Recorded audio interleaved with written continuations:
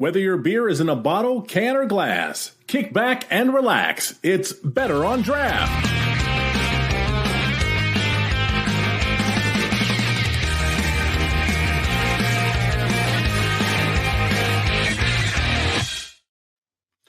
Welcome, everybody. It's the craft beer news segment of Better on Draft. My name is Ken. Thank you so much for joining us. I truly appreciate it. If you listened earlier today, we had our interview with BJ's Brewhouse, and by God, they make some amazing beers. Don't let the corporate 200-plus stores fool you. They know what they're doing, and they sure as shit do it well. Once again, my name is Ken. I am drinking from BJ's the Oasis Amber, and I'll be following it up with the Blonde, which is one of their top two sellers. They had the Amber, or excuse me, the Red. The Oasis is the Amber. The Red Ale, Jeremiah Red, is their top seller. If it is not the top seller, it is the Blonde. Dan, welcome back. Thank you. A little technical difficulties. That's all right. What you drinking? Real quick, listen to the theme. I always think I should break out the bass lately when we do that and just fucking jam along. But I'm still working on that Speedway Stout since I didn't get to work on it too much, fixed and everything. And then from Wren House, I've got a Joe Max Coffee Stout to follow it up with. And Wendy, what about you? What are you drinking? I have a committed double IPA from BJ's, and I also was able to crack open my Rochester Mills Milkshake Stout. Oh, yeah. Rob? I am drinking a Four Hands from Anchorage Brewing in Anchorage, Alaska. And I will say they always have the coolest can art. I don't know whether you can see it, but... So you had a Alaskan beer. That's an Alaskan brewery shirt you're wearing too, right? Yep. I was obviously last month. Nice. So perfect. Yeah, we had our episode with Alaskan Brewing last week, episode 324. Of course, if you're not seeing what we're seeing because you're listening via podcast, go check us out on all of our video streaming services. That is YouTube, Kick, Twitch, and even Facebook, facebook.com/Better on Draft. Better on Draft for all of them. Simple, easy, to the point. Get to there to watch our shows. We are live Fridays at 7:15 p.m. Eastern, and of course, the news following after our interview. Now, as we go into the craft beer news segment, we're going to try something different here. As many of you know, I love to get on my soapbox. It's just my favorite place to stand. But a little bit different. I wanted to be a little teacher this week and explain to you a little bit about how Modelo took over the number one spot in beer in the United States. Now, for a lot of people, they don't know this story. Maybe they just feel that the controversy was enough, but there's a lot that went into this. And I did the research by watching other people's research and putting it into my own words. So in the grand scheme of things, imports are still young in the market of craft beer. During the 1960s, only 1% of beers in the U.S. were imported, and it was dominated by Heineken. And even by the end of the 70s, only 3% of beers in the U.S. were imported. Of course, as Northern United States folks like ourselves, we may have a different experience when it comes to imports, with the likes of Labatt and Molson being readily available at any Michigan bar. Even after Labatt began brewing in the USA, we in Michigan still imported our Canadian beer from Canada proper. Down in Mexico, however, Corona was taking note and asked themselves why Heineken was the number one imported beer when they could be. They began their takeover in the U.S. throughout the 80s as they focused on Americans that enjoyed vacationing in Mexico for spring break, focusing on the younger crowd that had a decent amount of spending capabilities for luxury brands, including imports. Wasn't without their fair share of bumps, however, including a rumor that grew so big folks actually believed Corona was created from employee urine. The company that started this rumor was actually taken to court and forced under oath to correct their false stories. Marketing took force with the iconic lime wedge, and by the end of the 90s, Corona was the number one beer and kept that going for nearly 20 years into the late 2010s.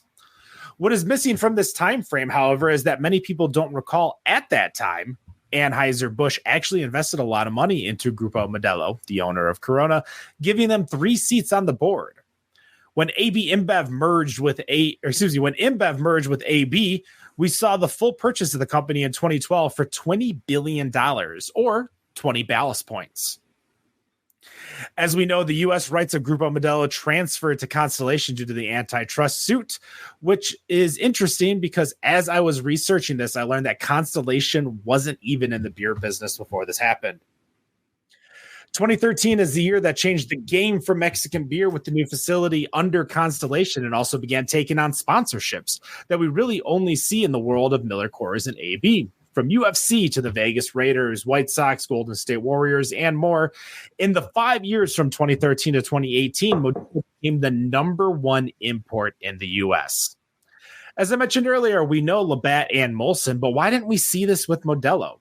Well, it's because they had their focus on Los Angeles. A powerful sales force got them into every bar, plastered the city with advertisements, billboards, and even before the events of 2023, were outselling Miller, Bud, and Coors combined in the city of Los Angeles.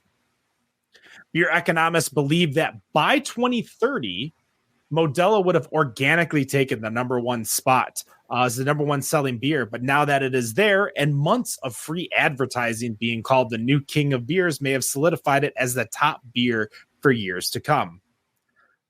That is your lesson of basically how Modelo supplanted themselves as the number one beer. They took over Los Angeles and organically was going to be the number one beer by 2030, according to people. So my question to you, as we've seen some of the biggest names in 2023 controversy already drinking Bud Light again, the influx of RTDs and seltzers grabbing the market of boaters and beachgoers, does Bud Light ever regain the number one spot, or do we see any brand in the near future attempt to grab that number one spot?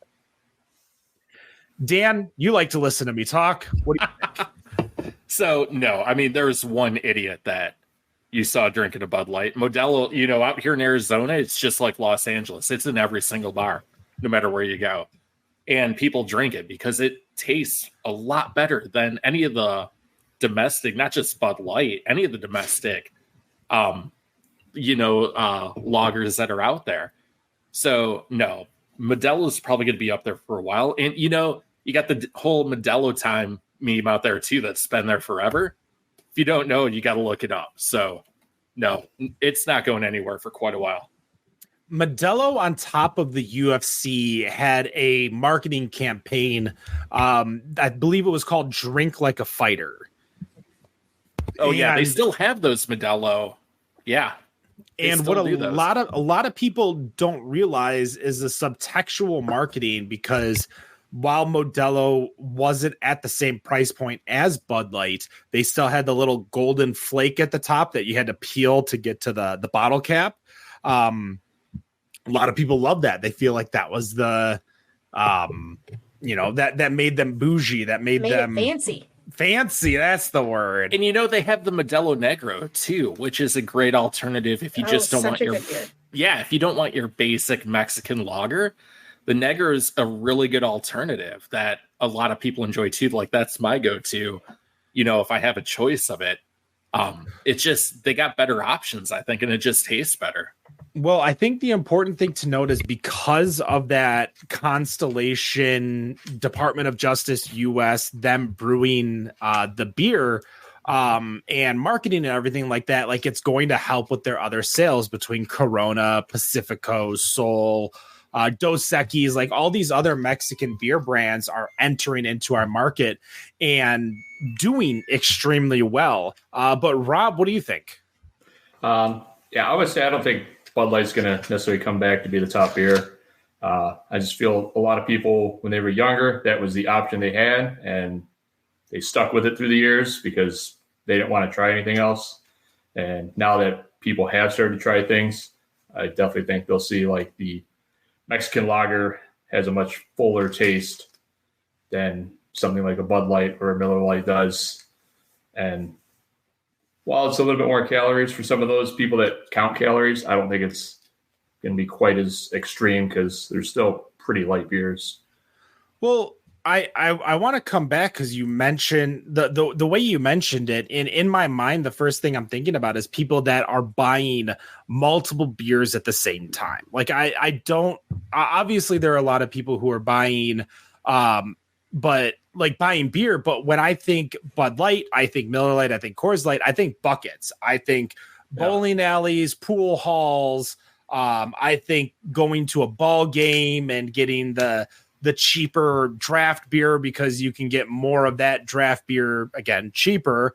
But you're saying that even with those price points, people are no longer just fine with like they're okay with paying the extra few bucks for Modelo at a ballpark. I mean, even at I get Tiger. I mean, I don't know. I don't see Modelo too often at Tiger Stadium, but I don't even like the line of Kugel is like $1 more than a Miller Lite. So to me, it's well worth paying $1. Or you go into the craft bar and spend $2 more than a Miller Lite. And I just think you'll get these people who there's always going to be people that drink Bud Light, but I think once you expose some of them to something that's similar enough in flavor or on the texture, it's just another lager beer, but it has a little bit more flavor. It'll slowly start to change people, and I think the controversy just kind of sped that up a little bit. Now, make sure when you're paying attention to those beers that you're not getting fooled by ounces along with the price, because sometimes those Leinenkugels are 16 ounces, whereas the Bud Lights are 24 ounces. But Wendy, what do you think?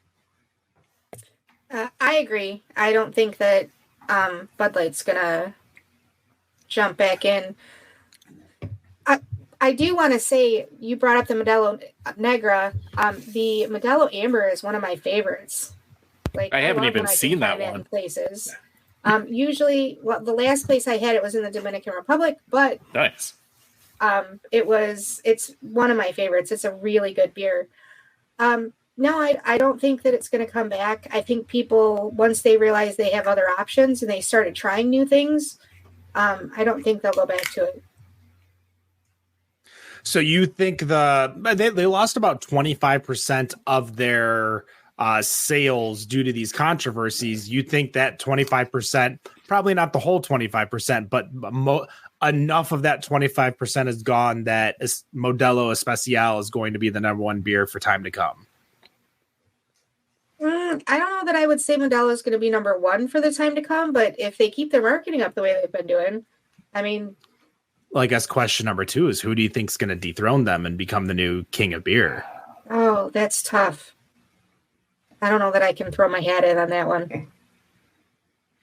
There's the American beer. There are 5 brands, I believe, that outsell the next import, which is Heineken. Obviously, Modelo, Heineken, and then there's a lot. I believe that in the top 20 beer brands in the U.S. sold, 6 are Mexican.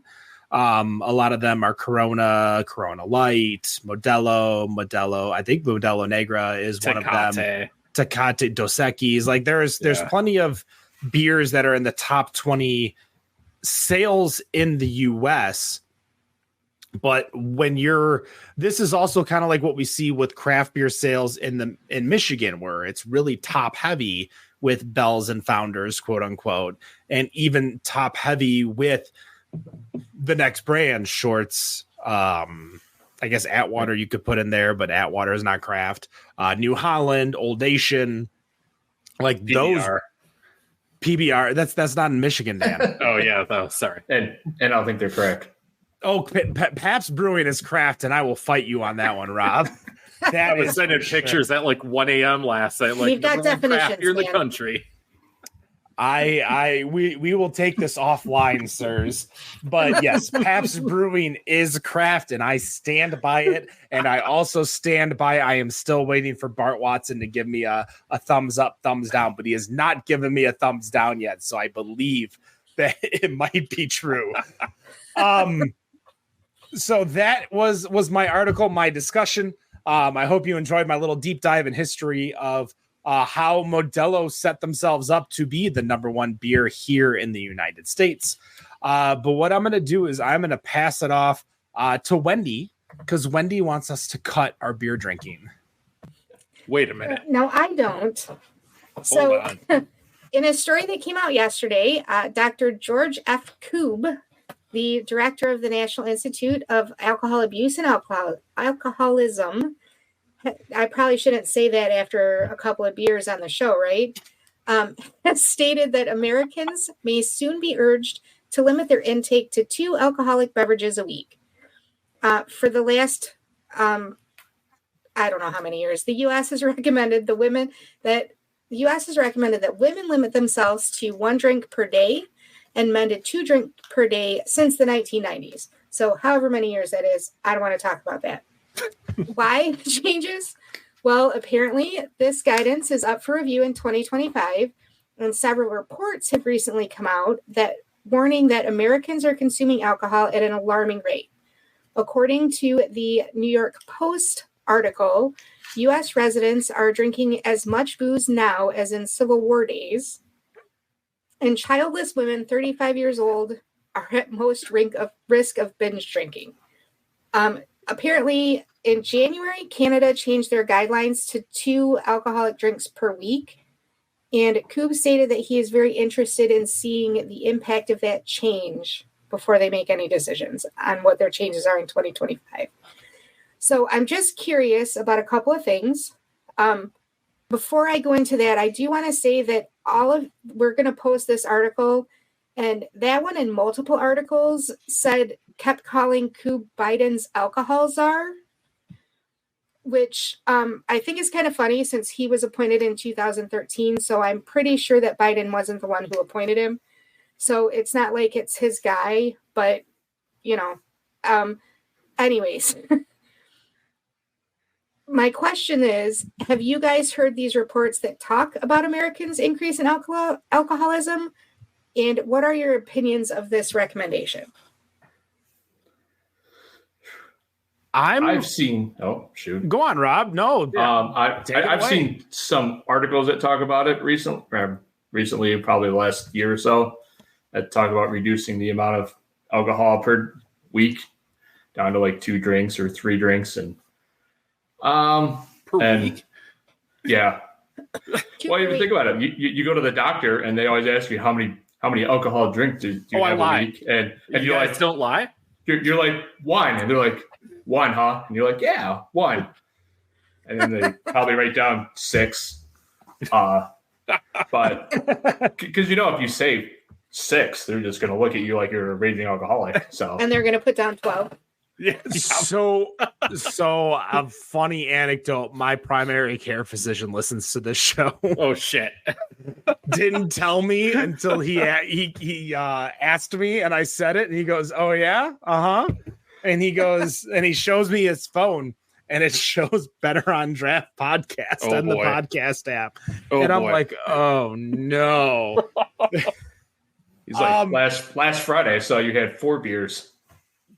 Yeah, I watched you have 4. I watched you have 4. Watched you live do it. Yeah, so are you telling me you had -2 beers this week other than that night? No. I'm actually a little bit shocked about this because we've talked about how Gen Z is actually drinking less than millennials.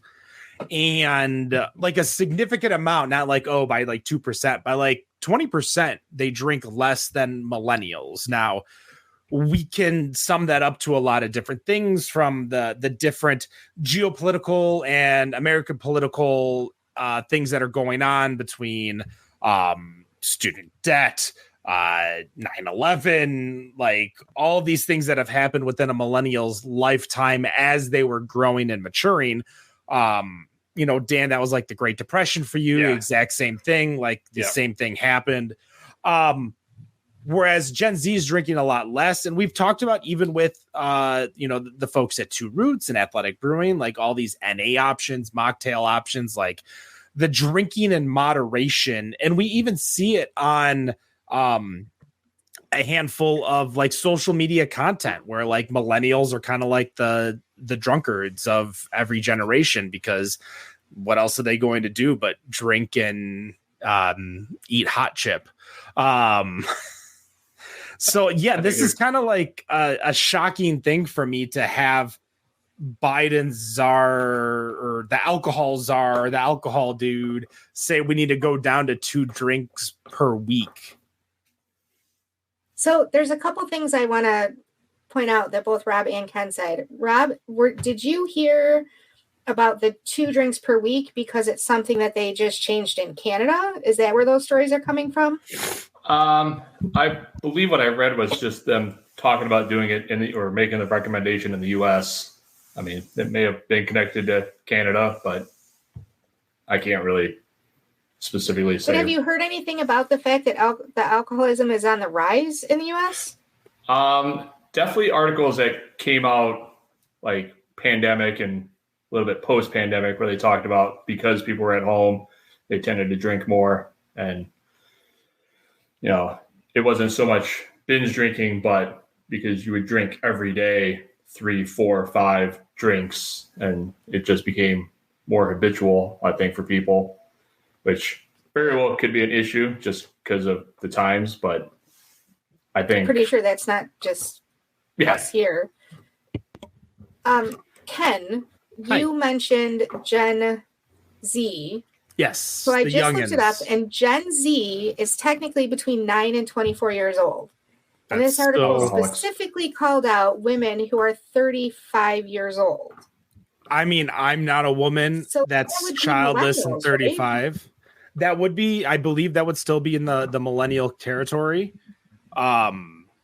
That's definitely, that's still on like even the high end of the millennial territory.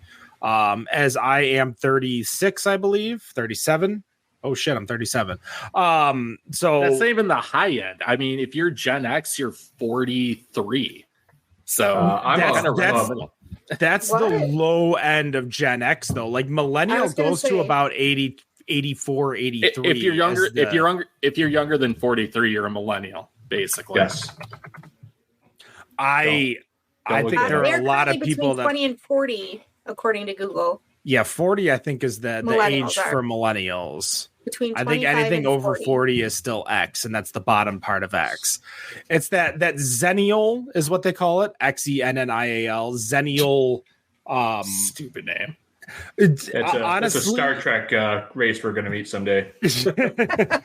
It's one of those things where it's a population that still isn't as old as Gen X, but really isn't as young as like millennials. Like they were still lights on the street type of kids. Did you say that's millennial? No, that's when you come home. Oh yeah, like that's that's still Gen X-y. Like I'd never had that. Like by the time I was not even in high school, like when I started high school is when I worked for a cell phone shop, and I had a cell phone myself because, you know, that's the thing. I don't want to tell you when I got a cell phone. I got a cell phone in 2001. And that's because I worked for a cell phone company, so I got one. But yeah, kids my age did not have How old were you when you got it? 15, 14. Yeah, okay. We'll not talk about that. Anyways. I was 18 in 1998. So what do you guys think about the 2 drinks per week recommendation? Yeah, whoever wrote that's a cop. Let's be real. Did you say whoever wrote that's a cop? Yeah. Or they're just really nice people because, you know, they're from Canada. No, they're probably a cop. Like, why are you trying to stop me from drinking anything?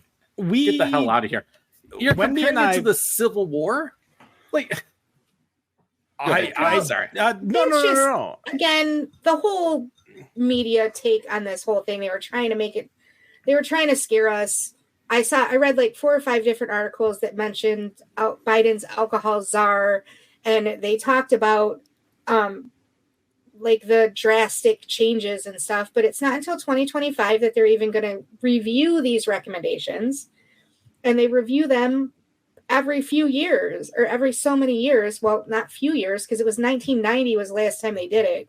2025, they're now going to review them, which makes sense.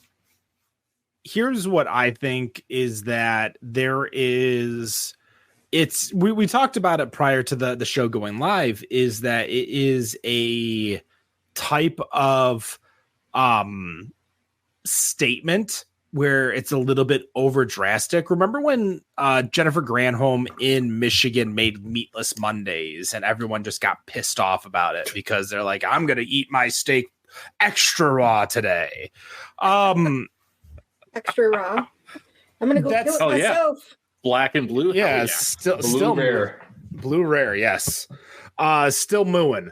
But those are the kinds of responses that happen with this. It's the same with, and I know we don't get political, but at least there is allegories within the comments that I'm making, like when eating less meat for global warming, like that kind of statement happens, and then everyone's like, oh, they don't want, they want to take your hamburgers away. I'm like, I think there is a lot of overcorrection that is happening, and two, I think it's a lot of scare tactics just to piss you off. Rage baiting. Dan knows a lot about rage baiting. Well, yeah, I'm still waiting for a certain former president to come knocking on my door to try and take things. So listen, I'm still waiting for Kwame Kilpatrick to give me the free beer he owes me for the Red Wings winning the 2008 Stanley Cup. I need mine too. I was there for that. Fuck, we all need that. So I understand, like, obviously they're taking point from Canada because of just, what Canada has said and what it's done. So they're trying to follow that trend because they have the same data and information as Canada does. But I think there are better ways to address it, but they're less sexy.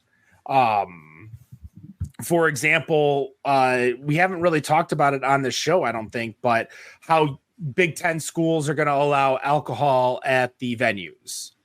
For me, one, it's a great way to boost money and sales in sight. But two, I see this as a way to get people to stop tailgating, binge drinking, preloading, and getting into the stadium and at least drinking there, because there is a 2-drink limit while you're in there.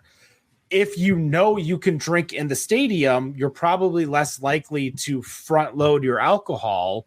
And when you go in there, know you can drink. So it's like, now, I don't have to drink these 2 extra beers before we walk over to, the big house. I can just go there and buy a beer and eat the $10 or whatever it costs, or $20 probably, to buy a beer and go from there. Now, that's my opinion, but as we kind of talked about how there wasn't a study for the last 25 years for this, there hasn't been a study on alcohol sales in college stadiums sufficient enough yet that matches a actual thing that happened in the early 90s in Canada.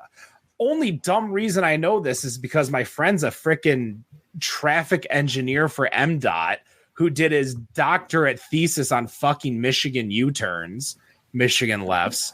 Like, that's how I know this random fact. So where he disagrees with me, because he believes that, any drinking is bad and you don't want to have drunk driving in any case, and he believes that people will drink more to be in the stadium. I think it's a way where you don't run into an issue where people are, as I kept using the phrase, front loading. I'm Dan, Rob, Wendy, do you agree, disagree? Like, at least regarding college pre-gaming, tailgating. I can see that people may take the advantage of drinking in the stadium now, but I feel like tailgating has just become part of that culture. And while you may get a few people to not do it, I think the bulk of people that do it will continue to do it because they make a whole day of it. They get there at 7 a.m. They're cooking food and drinking, and it's part of that whole experience. Here's my counter. And if you've ever been to Ford Field prior to the game where they do their Miller Lite discounted beer sale at like 11 a.m., they get so many people out from the tailgate into the stadium to drink 375 Miller Lights. It's not a bad deal. I'll counter that though, because you said there's a 2-drink limit. So, well, that was the college. That was the college. Yeah, there isn't at Ford Field. No, but at college with a 2-drink limit, nobody's going to go in early to knock out their 2 beers. And No, they're not. They're not going to go in early, but I feel like there's still a mentality where they're not going to treat their alcohol consumption where they have to get so much alcohol in before they go in, because the alcohol will be available to them in the stadium. I mean, it's okay to disagree with me, Rob. I agree with Rob on this. Bring it on. We usually do. I'm right outside of ASU. Our games here are normally at 7 p.m. Pacific, 7:30. Everyone's out there partying all day. You're not going to stop that from happening. People aren't going to be knocking back Milwaukee's best ice all day to go have 2 beers inside of the stadium. It's just not going to happen. It's a culture. It really is. People go there to do this whole thing. But I don't think this is an attempt to eliminate tailgating. I think it's an attempt to eliminate that last beer you have before. Like when I went to the Offspring at Pine Knob 2 days ago, and I had tailgating there too. Oh, hell yeah. Oh my God. Especially another story, another time. Anyway, so we had a crowler of Parker's Hilltop. I had a crowler of their Vienna Lager, and we started drinking it, and we were looking at the timer on setlist.fm, and it says, usually this band starts at this time. And we're like, shit, we need to go in. So we're slamming the beers as we're walking into Pine Knob, and now, because I knew I could get beers inside, I'm like, you know what? I don't have to finish this beer. I can just go inside and watch the show and drink a beer. And I think a lot of it is mentality and thought. I don't think you're not going to stop tailgating. I mean, look at Dan. We went to go see SummerSlam. Like, how many people were out and about drinking at bars? Oh yeah, up until SummerSlam started. Big time. Every single bar was packed of wrestling fans. Yeah. It doesn't matter the event. It doesn't matter anything. But the fact that you allow alcohol in these stadiums is we've completely hijacked Wendy's article. Yeah, we are. But that's my point. I'm gonna pass it back to Wendy to keep talking about our article. I'm sorry. So I'm actually just going to end on what Ken was talking about, and I'm going to give my opinion. I agree with the guys that I don't think it's going to stop tailgating, but I do agree with Ken that it will change their mentality, not necessarily right off the bat, but over time it will make people will start thinking about the fact that they can get beer in the stadium. And Ken, I love the fact that you pre-gamed with a Vienna Lager before you went to see an Offspring. That's the best. So I'm going to let you pass the article on to the next person. Parker's Hilltop. I had their spinach artichoke pierogies. Amazing food up there. The beer was great. I had their alt beer. Yes. There was an alt beer, so of course I had it. The beer was awesome. The food was great. I have never ate and drank there. I've had their beer, but I've never ate and drank there. But it was so good. Rob. Yes. Welcome to the show. What do you want to talk about today? Today, with the fires that they've had in Hawaii, I'm going to talk about Garrett Marrero and Maui Brewing are stepping up to support local communities. So basically, Garrett Marrero, who's the CEO and co-founder of Craft Ohana, which includes Maui Brewing and Maui Times in Kihei, Hawaii, he's been working to make connections with local charities to get donations to them and help out the people that have been affected by this fire. He stated that 136 of their employees have lost their homes in the fires, which is 40% of their total entire employee count. Also, Maui Brewing is setting up a beer called the Kokua beer, very similar to when Sierra did the Resilience beer back in 2018 to help out the wildfires in California, in which they'll release a recipe that any brewery can replicate, sell, and donate a portion of their sales or whatever they see fit to the recovery efforts in Maui.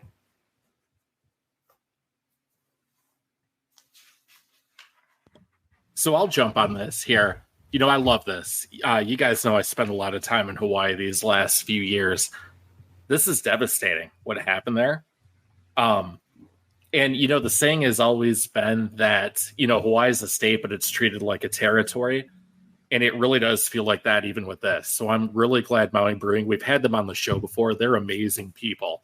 I think it was the brewer, Ken, if you can correct me if I'm wrong, that we had on here. It was Kim Brisson-Lutz. Yeah. They're amazing people. And the fact that they're stepping up for this when it feels like a lot of people aren't stepping up for the devastation that's happening there, I really do enjoy this. I'm glad it's happening. Yeah, it was definitely something that I kind of wondered if they were going to present. I had immediately thought of the wildfires in California when those occurred. And so I definitely always feel like that's something that the brewing community does embrace, is trying to help out areas that people have been affected by things. And, it's just a true community to help out and do something like that. And we've seen this from other things before. I can't remember the name of it, but New Belgium did that beer that was a bad tasting beer. If you guys recall, Wendy and Ken, that it was just, I don't know, was it to stop global warming or whatever it was, but it's really good to see companies step up like this. Yeah, it was Torched Earth was the name of the beer. It was $40 for 2 4-packs, so an 8-pack of 16-ounce cans. And the profits went to Protect Our Winters, a Colorado-based group devoted to fighting climate change. We've always been proponents of these types of beers with a cause. Obviously, Wendy, are professional charity donator, time donator, volunteer. That's the word I was looking for. Professional volunteer. She does a lot with a lot of different organizations. Obviously, when we had Marcus from Weathered Souls on back in 2020, like that was for Black is Beautiful. Obviously, I've worn and not just like there's both geographical, there's climate, there's political, there's apolitical. Like I have my anti-racist beer shirt for Rat Magnet, who got sued by a bunch of breweries for telling everyone stories. Breweries always seem to know where to do their part, and we had it a lot with the Feel Good Tap here in Metro Detroit for a while, where a lot of times a brewery would have a donation for a specific tap handle go to a charity. But as we had on our Michigan beer series with Loaded Dice, like there are a lot of governmental red tape that occurs when you're trying to donate your time, money, and effort, specifically the money when it comes to alcohol. So I'm extremely happy that they were able to start this. I hope that a lot of breweries start handling it. I know Kim Brisson-Lutz has done a lot within the industry to where a lot of people know who she is and will want to help her. But as Dan says, I think there's a lot of we don't think of Hawaii as our own as often as we should, because it is our own. And I think it may get, it needs the push. And I think there is a lot of it kind of happened and that was it. The media coverage is not necessarily there anymore. So we just need to make sure that it continues to get there. So do we have a website that they can look at? Is there a place where you can sign up, Rob? I would say probably the Maui Brewing website would have the most up-to-date info. They do have 4 different charities that they are supporting, which is the NBC Fire Fund, which basically helps to meet the cash needs for people who are underinsured, need assistance in these situations where they've lost their home and can't cover the insurance costs to be able to get that payout check. The Legacy of Aloha Foundation, just specific as a Maui Brewing Foundation, and they help to displace or cover the cost for those that have been displaced and lost their belongings. The Mackay Foundation, which is local businesses that have banded together to help with the rebuilding efforts, and the Hawaii Community Foundation, a local charity that helps to also give funds to help people overcome the challenges that they're experiencing with replacing their belongings and finding shelter. And if you're listening to this podcast, of course, check out the show notes, both on our video and our audio. You'll be able to we grabbed all this information from probrewer.com, which you will be able to get the information should you want to be part of the cause and want to brew a beer for them. I know we got a lot of brewery friends that are in there, as well as if you want to donate, those are the places that Maui Brewing Company suggests to donate to. They're all 501c3, so they're all tax credits. And of course, as we get to the end of the year, it's the best time to start donating. So if you got some extra money, go and donate. Dan. Yeah, so one more thing I wanted to throw out about the last thing, too. Go for it. Just found this out. Maui Brewing actually has a location in Lahaina, so they might also be impacted by this, too. Yeah, so I do know that location is closed, obviously. Actually, I have two locations that are closed. There's another one that's pretty close to Lahaina that was also affected from the fires. So yeah, just keep those people in mind because they are our fellow Americans, even though they're 4,000 miles away. What I wanted to talk about is, coming up in a week, we have Labor Day, and it's usually a pretty big celebrated holiday. A lot of you guys out there, it is the end of the summer.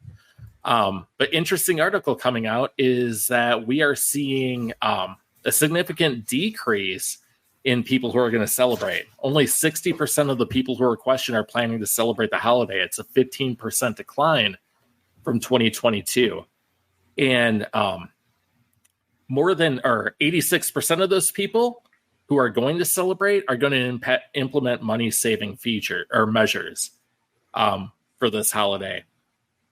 So I know we've talked about it before about the holidays that we think are just dumb because there are a lot of drinking holidays. Are you guys starting to feel the pressure of just not celebrating because of, increasing costs, things like that?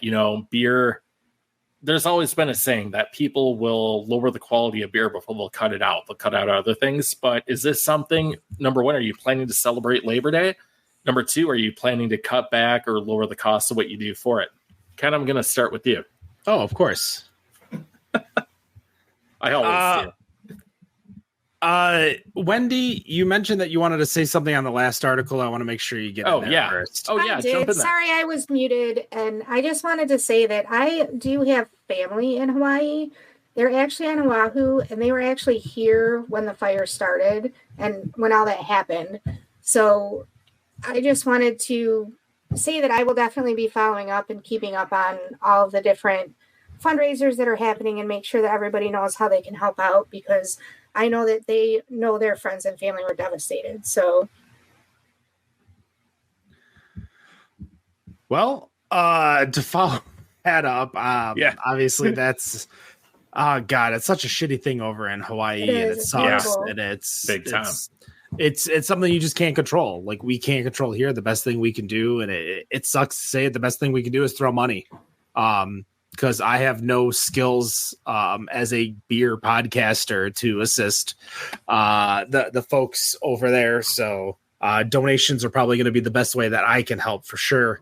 But as we get into these holidays, for me, and I think this might be a family thing, but as we get older, like in my family specifically, like we are celebrating less and less holidays together.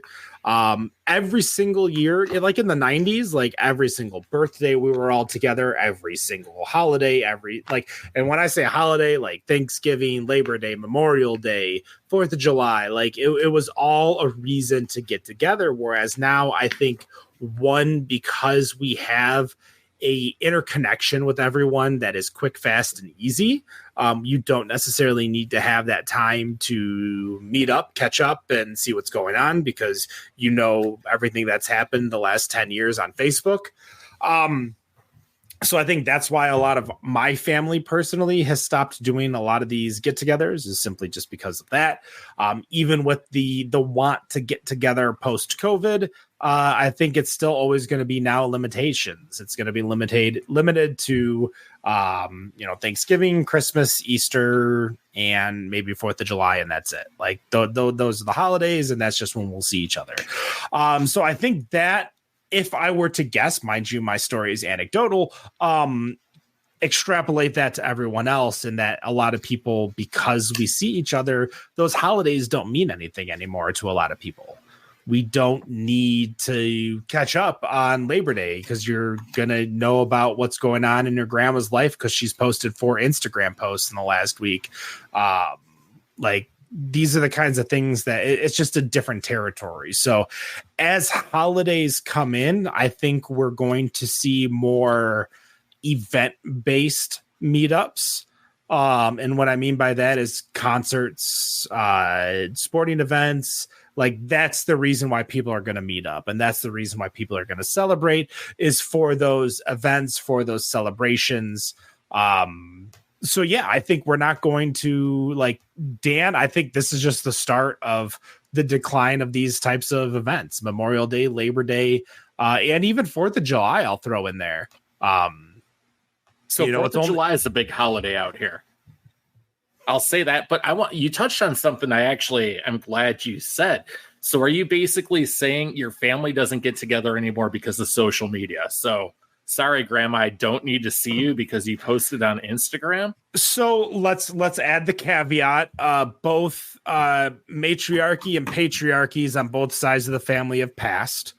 Okay. Therefore, my mother and my father are the highest level along with their siblings. Okay. On both sides. So now also I'm kid free. My sister's kid free, so there's no grandchildren.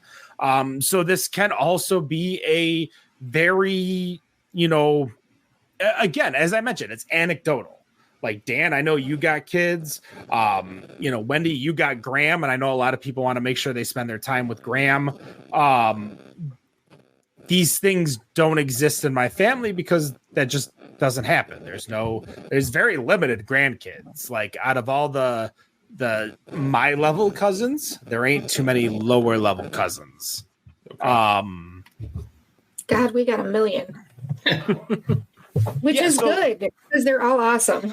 So I guess Wendy, are you out there celebrating Memorial Day, Labor Day, 4th of July? So we don't do holidays like that. I was just thinking about everything that you were just saying because we just had our 60th family reunion, and we had 135 people there, and we had people from Hawaii, we have people from all over the United States that come to this family reunion. So, but it's not every year that they come. But at least once a year, we give them the opportunity to get together. So I don't think it's necessarily social media. It's that people don't want to travel to see the same people, I think that's horrible to say. But they want to go. It's a terrible thought. And see different. They want to go and do different things and see different people and kind of explore things. I think is more the mindset of the younger generations than we need to all get together all the time. And most, what do they care about Labor Day?